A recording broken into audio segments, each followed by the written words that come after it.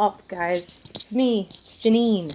This is not the J9 Roadcast. This is one tip today. Quickly. I'm going to try to be quick. This is a subject that I'm passionate about, so sometimes I could ramble on a bit. Forecasting. How to do it. I've been getting some calls from old friends of mine, old clients of mine, as well as some potential new prospects. How do you do this? How do you figure it out? You're so smart. No, I'm not all that. I'm just a human. I just am a human who likes numbers and patterns, and I see them. So, let me give you some of my knowledge, which isn't really knowledge at all. It's just common sense. I'm using this little lump thing here that's 3 feet above my butt. So, 2 things to get you started, what you need to do. You need to start with a report from your marketing department on leads. Leads by source. Count, obviously. Lead count by source by month. Alright? Okay. Number 2, you need a financial report. Same breakdown. You need to know closed sales orders by source by month. Alright? Now that we have these 2 major pieces of information, you can now figure out what is the value for each of your leads by source. Just average it out. Figure out what is your average sales order by source. Same deal. Figure it out. Average it out. All right. Figure out what is your close rate by source. All right. Now, with this information, you reverse engineer. What is your goal? What do you need to hit for the end of the year? What do you currently have now? What do you have in your pipeline? Plug all that information into by source, right? Come up with that aggregated number of what's left over. What's your delta, right? Now, with this delta, you start doing some additional arithmetic, right?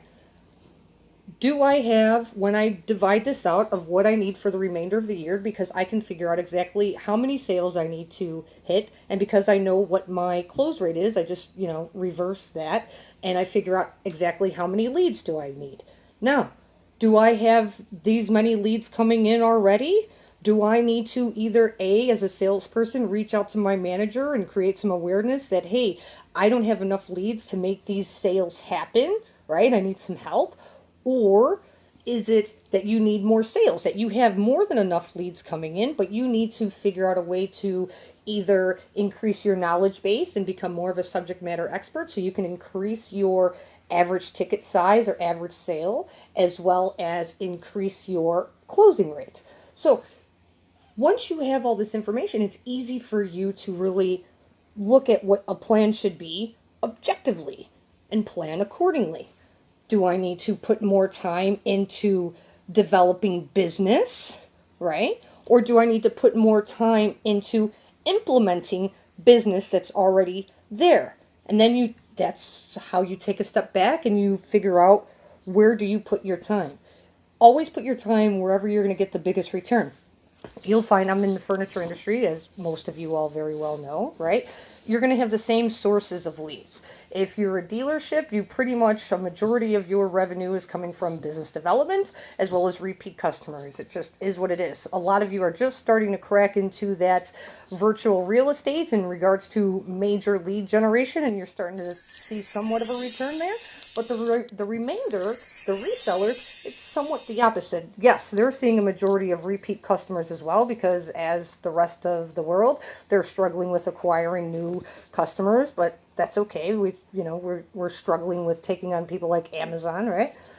So their lead sources, their sources of revenue are primarily web, call-ins, walk-ins, right? Their repeat customers are a bulk of it, but I see it. All of your average ticket sizes are decreasing. So it's interesting. Either your average ticket sizes are decreasing and your traffic is going up, which is interesting, or your traffic is going down and your average ticket sizes are going up.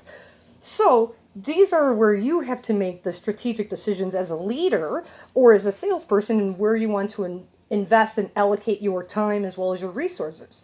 So I hope this helps you guys out. You you have all the data from the reports that you need to figure out what have you done in regards to deals you've closed by source, right? And monies you've invested by source. What has closed and what is the delta? I hope this helps. I know it's a little bit jumbled because I have ADD and I didn't put this together in some beautiful package for you guys, but who has time and focus for that? That's where you guys are going to come in and handle it. I hope it helps. Good luck out there.